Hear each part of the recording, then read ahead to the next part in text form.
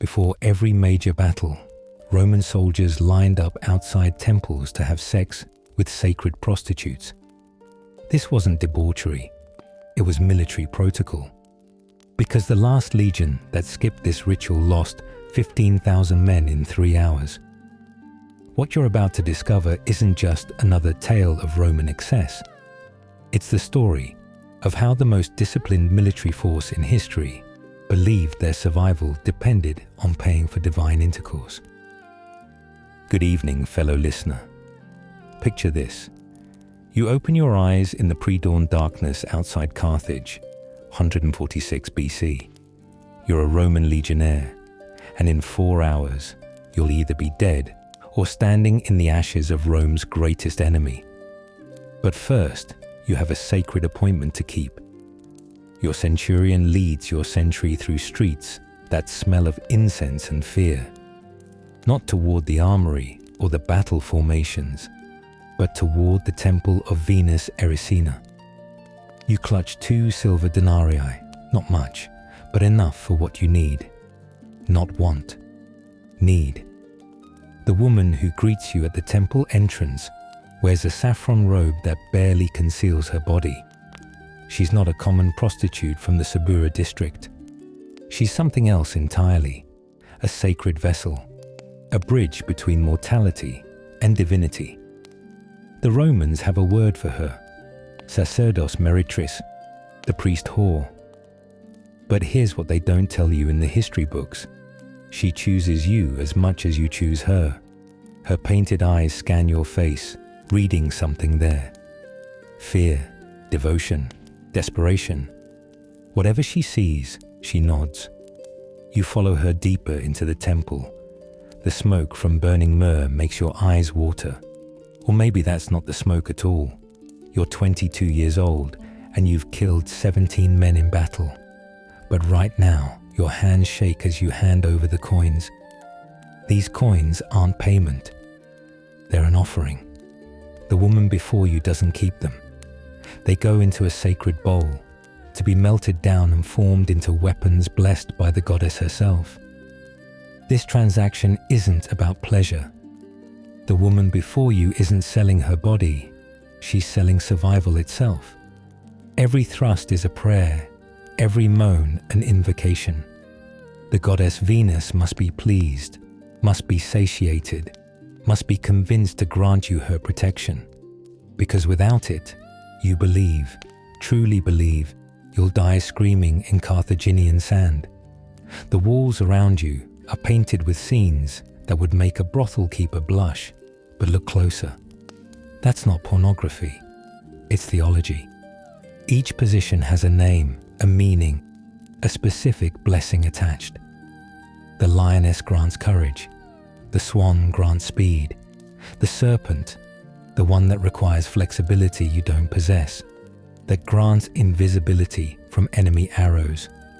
You last 4 minutes, maybe 5. It doesn't matter. Duration isn't devotion.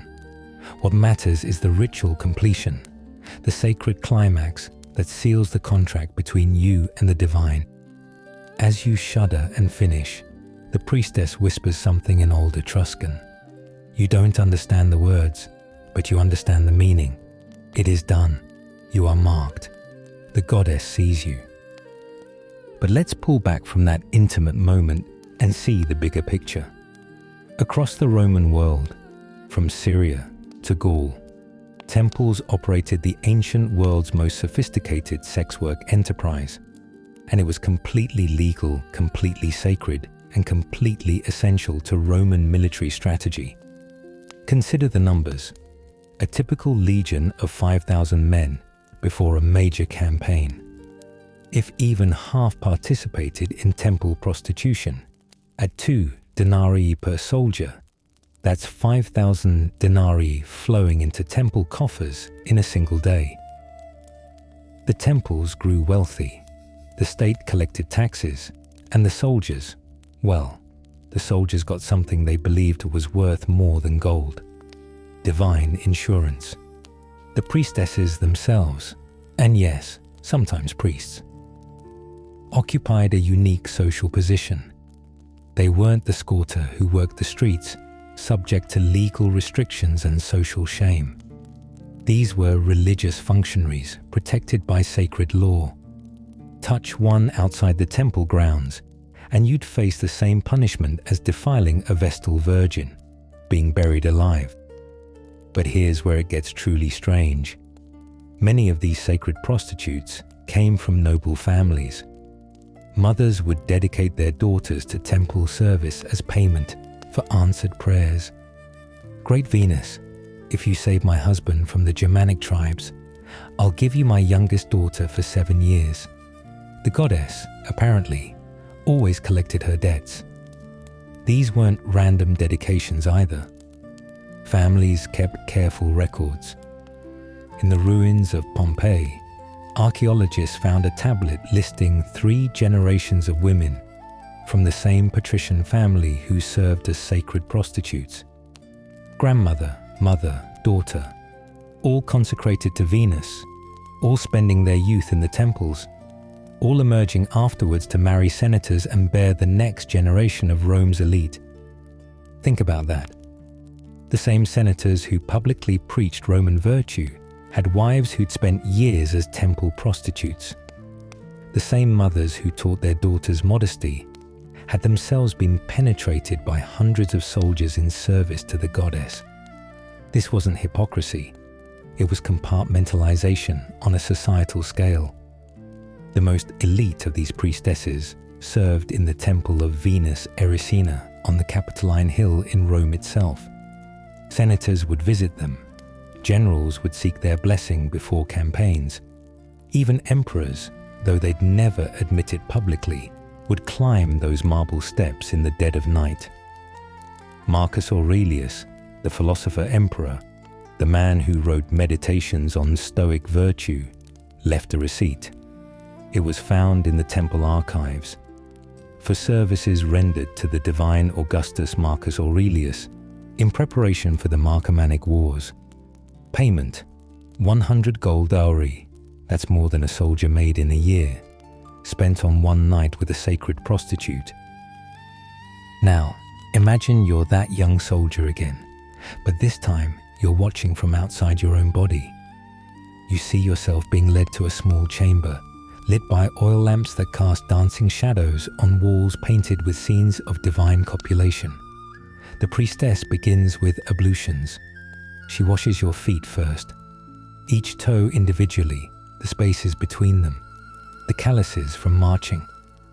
Then your hands, under each fingernail, between each finger, the sword calluses on your palm. Finally, your genitals, not sensually, but methodically, ritually. The water has been blessed, mixed with wine and honey, and something else, menstrual blood from a virgin. Some say, though that might be soldier's gossip. She asks for your name, your legion, your hometown. She'll need these details for the prayer. She produces a small wax tablet and stylus, noting everything down. These records will be kept in the temple archives. If you die in battle, she'll know. She'll perform the mourning rites, ensure your name is spoken to the goddess, guarantee your passage to Elysium. She asks about your fears, not your hopes. The goddess doesn't care about those, but your fears, those she can work with. I fear the Carthaginian war elephants, you say. She nods, disappears behind a curtain. You hear the clink of glass vials. She returns with oils, frankincense for courage, cinnamon for strength, something that smells like rotting flowers for protection against beasts. She mixes them in a shallow bowl, warming them over a candle flame. There are accounts of soldiers taking herbal stimulants before visiting the temples. Silphium root, Spanish fly, even small doses of poison that engorge the genitals while clouding the mind. Anything to ensure performance, to avoid that black mark, that death sentence written in ink rather than blood. The act itself follows a strict protocol. First, she invokes Venus in her aspect as Verticordia. the changer of hearts. You must repeat certain phrases in a language you don't understand.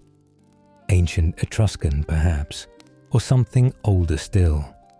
Your Latin is useless here. The goddess speaks in tongues that predate Rome itself. She guides you through the positions. Each one must be held for a specific count. The missionary position, what they call the human way, for protection of your front. Then turning on your knees, the bestial way, for protection of your back.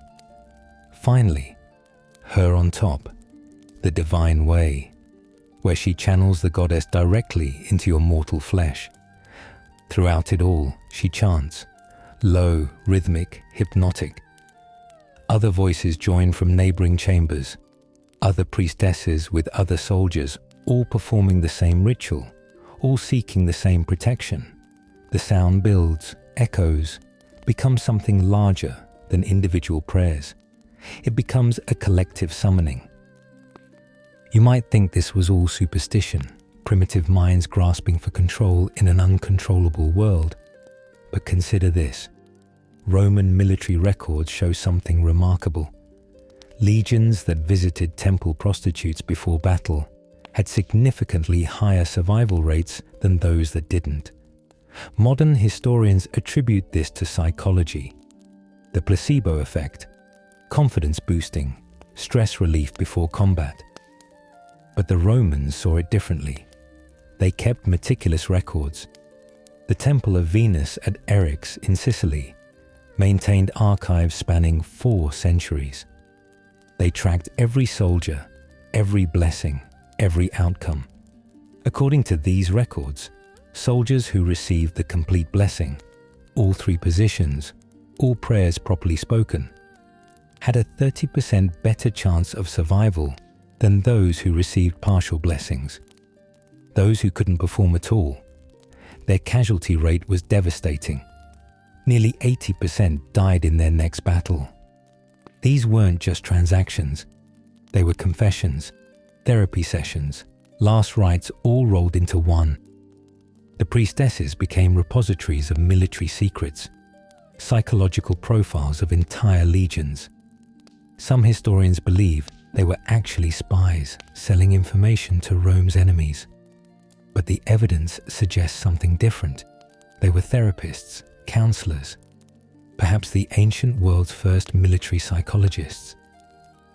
If you're finding these hidden truths of history as fascinating and disturbing as I do, consider hitting that like button and subscribing for more content that reveals what really happened in our past. And comment below to let me know where you're listening from.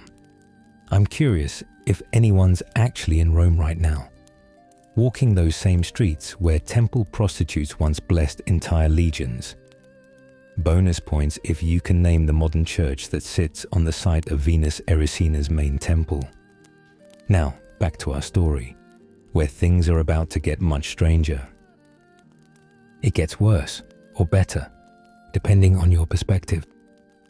In 186 BC, something changed. The Senate, those paragons of Roman virtue who themselves frequented the temples, suddenly decided that foreign sacred prostitution was corrupting Roman values. They banned the bacchanalia, the wine-soaked religious orgies that had become popular among the lower classes. But they kept the temples of Venus open. Why? Because the soldiers demanded it. So the practice continued, evolved, became even more elaborate. Temples began offering group rituals. Entire centuries of soldiers could purchase a collective blessing.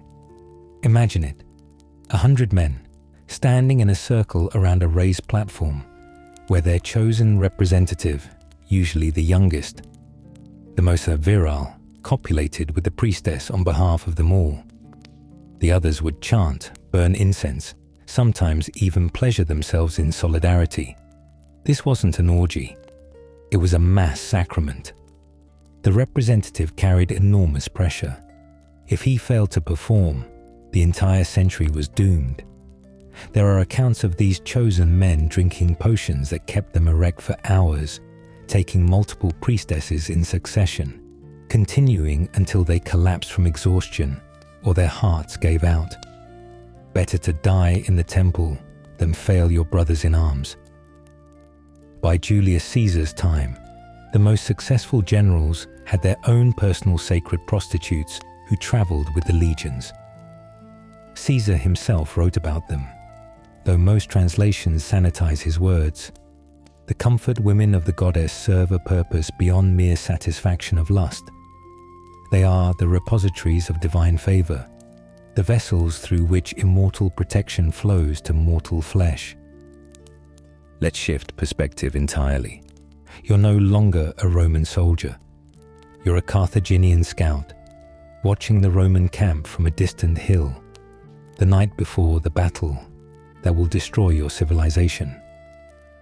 What you see defies everything you've heard about Roman discipline. Hundreds of men form lines outside hastily erected tent shrines. The air glows with torch smoke and incense so thick it creates a fog that rolls down the hillside. You hear singing, hymns to Venus, to Mars, to gods whose names you don't recognize. And then you see them, the women in saffron robes, moving between the tents like golden ghosts. Your own culture has temple prostitutes, the servants of Tanit and Astarte. But this is different. The Romans have militarized divine sexuality. They've turned the sacred act into a weapon of war. You watch one soldier emerge from a tent, his face transformed. The terror you saw earlier has been replaced by something else. Not courage exactly, but a kind of serene fatalism. He believes he's protected now. He'll fight without fear, without hesitation, because he's already given the goddess what she wanted. You count the tents. 12. Each one can service perhaps 20 men per hour. At this rate, the entire legion will be blessed before dawn. Your general needs to know about this. But how do you explain what you're seeing? How do you convey that the Romans' greatest weapon might not be their discipline or their engineering, but their ability to transform sex into sacred armor? As dawn approaches, the activity reaches a frenzy. The last soldiers sprint toward the tents, desperate for even a moment's blessing. Some are turned away. There's no time left. They fall to their knees outside the tents, weeping, begging. A few try to force their way in and are beaten back by temple guards. To die without the goddess's touch is worse than death itself. It's to be forgotten in the afterlife, to wander as a shade with no one to speak your name. But here's what the Romans didn't advertise. Not every interaction with the temple prostitutes was consensual, at least not in the way we understand consent. When a general conquered a new territory, one of his first acts was to consecrate local women to Venus. Consecrate. Such a holy word for such an unholy act. These women, often daughters of defeated nobles, were given a choice: serve the goddess or watch their families crucified. Some choice. They were trained quickly, brutally. Older priestesses would teach them the positions, the prayers, the art of reading a soldier's fears in his face. But unlike the voluntary priestesses who served for a set term, these conquered women served until they died or became too old to attract offerings. Then they were cast out, unable to return home, unable to marry, unable to do anything but beg or turn to common prostitution. There's an account from Tacitus about a Germanic priestess named Veleda, who was captured and forced into service at a temple. She was considered especially valuable because of her own people's belief that she could see the future. Roman soldiers would pay extra for her services, believing that climaxing inside a prophetess would grant them foresight in battle. Veleda served for 3 years before she managed to poison herself with mercury stolen from the temple's medical supplies. But before she died, she cursed the legion that had captured her. When Rome transformed from republic to empire, the practice of sacred prostitution evolved into something even more elaborate. Augustus, the first emperor, tried to reform it, not eliminate it, but control it. He established official state brothels attached to the temples, with standardized prices and services. By the time of Marcus Aurelius, philosophical Romans were questioning the entire practice. If the gods were truly good, why did they demand such sacrifice? If they were truly powerful, why did they need human sexuality to be appeased? The Stoics argued for a more spiritual connection to divinity, one that didn't require bodily fluids and financial transactions. But the soldiers didn't care about philosophy. They cared about survival. And as long as they believed that a few minutes with a temple prostitute could mean the difference between coming home or dying in a foreign field, they would continue to line up, coins in hand, prayers on their lips. Everything changes with Constantine. The first Christian emperor faces an impossible choice: ban the practice and risk military rebellion, or allow it and betray his new faith. He chooses a third option: transformation. Within a generation, the temple prostitutes vanish from official record. The temples themselves are converted to churches or destroyed. The goddess Venus becomes the Virgin Mary, her protective role intact, but her methodology sanitized. Yet traces remain. In the catacombs beneath Rome, archaeologists have found first-century graffiti. Marcus Aurelius was here, blessed by Venus before the Parthian campaign. Next to it, in different handwriting, the goddess kept her promise. Marcus survived. Christian soldiers developed their own rituals. Instead of visiting prostitutes, they would visit shrines, kissing the feet of statues, leaving offerings of hair or blood. The physical intimacy was replaced with symbolic gestures, but the underlying need for divine protection, for sacred touch, remained. In Pompeii, frozen in volcanic ash, archaeologists found something remarkable. In a small room behind the Temple of Venus, two bodies intertwined. A soldier, his gladius and military belt identify him clearly, and a woman wearing the remnants of a saffron robe. They didn't die in the eruption. The positioning of their bodies, the archaeological evidence, suggests they died together hours before Vesuvius exploded. Murder-suicide, a romantic tragedy? We'll never know. But on the wall above them, scratched in charcoal, are words in Latin. The goddess has abandoned us. Throughout the Roman world, in forgotten corners and buried ruins, we find traces of this practice. Mirror fragments inscribed with prayers, small vials that once held sacred oils, curse tablets calling on Venus to strike down enemies, love tokens exchanged between soldiers and priestesses. In Britain, at Hadrian's Wall, they found a cache of letters. One from a soldier to a priestess reads, "I carry your blessing beneath my armor against my heart. When Germanic steel seeks my life, I remember your whispers. When fear grips me, I remember your touch. You are my shield more than any bronze." Your breathing slows as we near the end of this strange tale. Perhaps that young soldier from the beginning of our story, the one clutching his 2 denarii outside Carthage, perhaps he survived his battle. Perhaps the goddess heard his prayer, accepted his offering, guided his sword arm through the carnage. Or perhaps he died anyway, his last thought being that he should have paid for more time, offered more devotion, given the goddess something more precious than coins and seed. We want to believe those Roman soldiers were primitive, superstitious, desperately grasping for meaning in the face of death. But aren't we all? Don't we all have our rituals before facing our fears?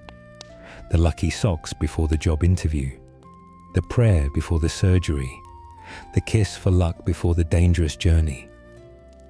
As sleep approaches, Let these questions drift through your mind. What did those priestesses really think as soldier after soldier passed through their chambers? Did they feel powerful, knowing they held the hopes and fears of empires between their thighs?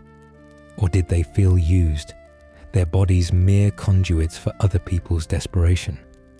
What did the soldiers' wives think, knowing their husbands sought divine protection in another woman's embrace?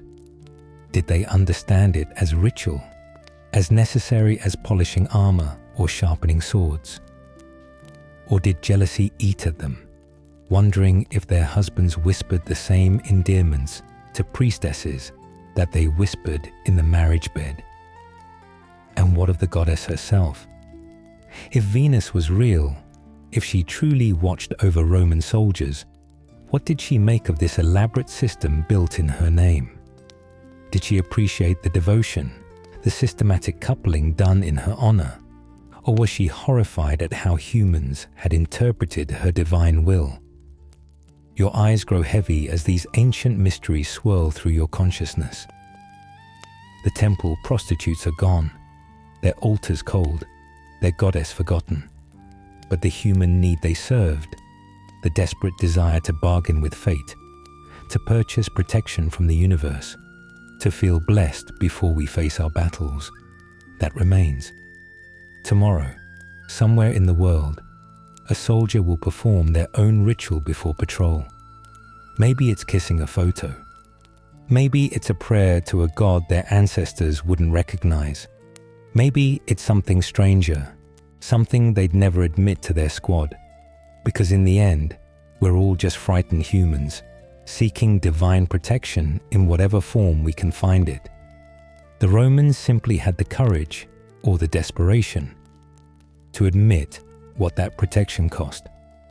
2 silver denarii and a few moments of sacred vulnerability in a temple that no longer exists, dedicated to a goddess no one remembers, for a blessing that probably never worked. Sweet dreams.